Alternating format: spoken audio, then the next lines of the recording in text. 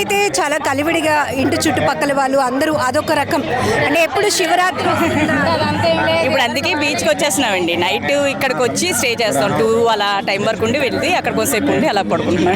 ఎన్ని ఇయర్స్ నుంచి చేస్తున్నారు? 5 years 30 years అయిపోయింది.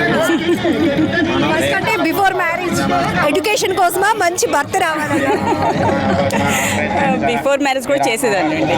బీచ్కి వచ్చేవాళ్ళం కాదు, అంటే మాది అక్కడ చిన్న ముసురువాడ, కొంచెం ఇక్కడ రావడం దూరం. కానీ మ్యారేజ్ అయిన తర్వాత మాత్రం వస్తున్నాం రెగ్యులర్గా. కోరిన కోరికలు నెరవేరుతున్నాయి. నెరవేరుతాయండి కంపల్సరిగా. జాగారం ఉండి చక్కగా ఏమైనా అలా దేవుని రోజంతా తలుచుకుంటే మాత్రం నిజంగా ఆకలి వేయదు, నిద్ర కూడా రాదండి. ఆ తెల్లవారుతున్నానుగా కొంచెం నిద్ర వస్తుంది, కానీ అతను అలా అనుకుంటే అసలు ఆ రోజు తినాలని కూడా అసలు అనిపించదు.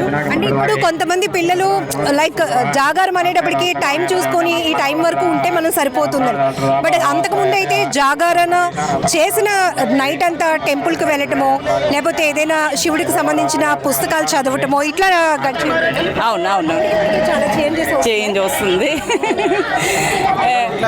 ఇప్పుడు వాళ్ళు ఏంటంటే బుక్స్ చదువుతూ ఉండట్లేదు, కానీ మూవీస్ చూస్తూ కొంచెం అలా జాగరణ చేస్తున్నారు. అంతే, ఎక్కువ బీచ్కి వచ్చేస్తున్నాం. అందుకే నైట్ వీళ్ళకి కూడా నిద్ర రాదని 2 ఆ టైం వరకు మా వాళ్ళు ఉంటారు, మా పిల్లలు. ఆ తర్వాత కొంచెం నిద్ర వస్తే పడుకుపోతున్నారు.